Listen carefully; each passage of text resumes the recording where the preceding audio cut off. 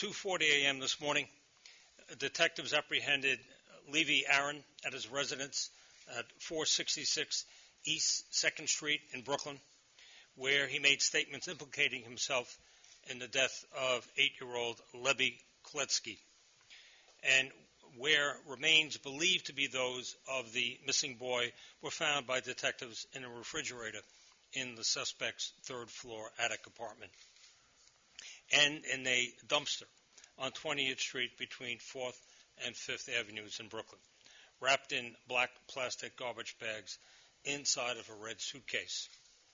The suspect turned 35 years old today. Leibby went missing Monday afternoon after he failed to meet his mother at 13th Avenue and 50th Street. His parents had agreed to let him walk by himself the 7 blocks from his day camp at the Yeshiva Boyden School on 44th between 12th and 13th Avenues, halfway home to the rendezvous point. He was seen on video leaving the school at 5:05 p.m. Monday. 35 minutes later, Leibby was in a 1990 brown Honda Accord with Leibby Aaron, who subsequently brought the boy to his apartment, killed him there, and then dismembered the body, according to statements that he made. In various videos obtained by detectives during their canvasses Monday and Tuesday, Leibby appeared to be lost. Instead of walking to 13th Avenue and 50th Street, you can see on the chart there, it's marked in red. That was the intended route, at least, of his mother. Leibby continued along 44th Street until he reached 18th Avenue, where he encountered Aaron and asked him for directions. There is no indication at this time that the victim was known to the suspect previously. It was just happenstance and a terrible fate for this young boy. Leibby was last seen on video Monday between 5:30 and 5:40 p.m. when he was approached by the suspect, who briefly visited a dentist's office on 18th Avenue while the boy waited for him on the other side of the street. At 5:40, Aaron left the dentist's office and got into his parked car with Leibby. Detectives located one of the dentists who worked there at his home in New Jersey late last night and established that the suspect had been in the dentist's office on Monday to pay a bill.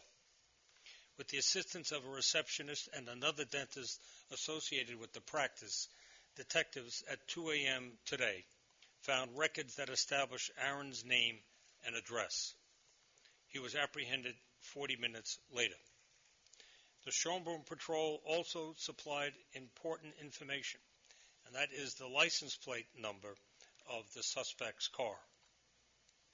When detectives arrived at the 3-story house owned by Aaron's father, they found the door to the suspect's third-floor apartment slightly ajar, with Aaron inside. When detectives asked where the boy was, Aaron nodded toward the kitchen, where detectives observed blood on the freezer handle of the refrigerator. Inside the refrigerator was a cutting board with 3 carving knives with blood on them. Some of the remains were in the freezer, and others in the dumpster 2.5 miles away. The medical examiner will determine the cause of death. Charges are pending. Leibby Aaron has lived at that residence for the last 2 years. He returned to Brooklyn after spending 2 years in Memphis, Tennessee. He is employed as a clerk at a maintenance supply company in Brooklyn, which serves building maintenance companies. Except for his time in Memphis, he was employed there approximately 12 years. He has 1 criminal summons for urinating in public last year. We are, of course, contacting authorities in Memphis to learn more about his history there, and, of course, continuing our investigation locally.